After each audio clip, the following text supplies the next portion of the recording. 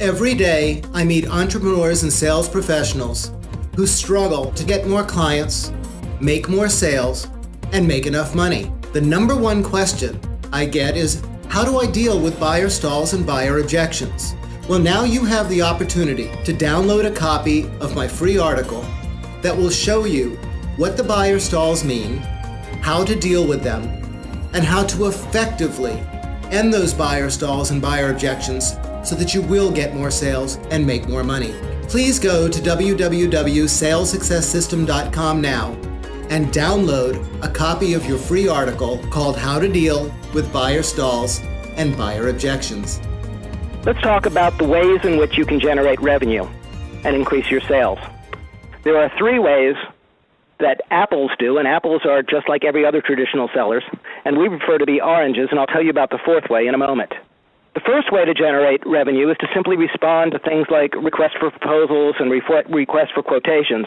And essentially here, the buyers specify the product and service and the terms within very strict guidelines, thus giving themselves an apples-to-apples comparison of suppliers. It's a commodity purchase. Price is the major factor, and you really have very limited ways to add value. The second way is to be an order taker. There really is no selling required, so this method is basically simply a matter of gathering orders. The third way involves pitching products and services in the hopes that some of them will buy.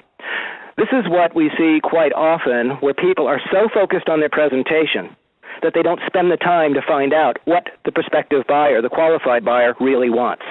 And the idea is if you throw enough stuff out there that maybe something will stick and they will get interested. But I want you to focus on qualified buyers who will pay you well and will also be a delight to work with.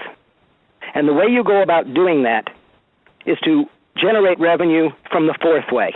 And that is where you add real value and you proactively identify, approach likely prospects. This is called consultative style selling. It is the interactive process of convincing buyers that they will benefit from taking actions from those they might otherwise have taken without your counsel and your participation. In this case, the hallmark of the selling is not pitching, but it's your ability to change buyer beliefs and behaviors. It's one thing to create your niche and understand the areas that you're passionate about. But in order to relate to the clients and potential customers, the real key is to create an emotional and mental image and paint a picture once you have heard what your potential clients and customers are looking for so that they can understand and envision in their minds a mind's eye view of the success they will enjoy as a result of partnering with you.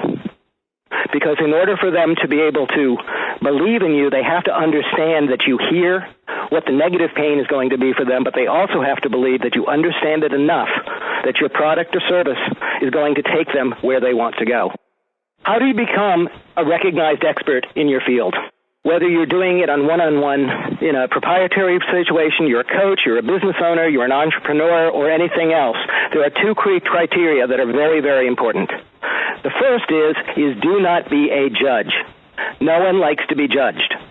You are not considered an expert if you are judging people. You are considered a judge. Instead, people want to be inspired by you and to be motivated by you, and the way you do that is not judge them, but to acknowledge and validate what it is that they're feeling now, what they've been experiencing, what they'd like to get, and to make it clear that working with you, with your products and services, they will actually be able to achieve that. In consultative sales, you actually are becoming a learning facilitator.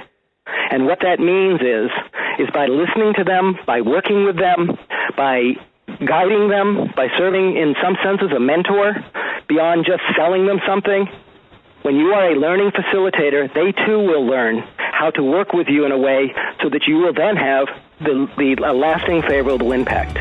To effectively deal with buyer stalls and buyer objections, please go to www.salessuccesssystem.com now and download your free copy of my article, How to Deal with Buyer Stalls and Buyer Objections.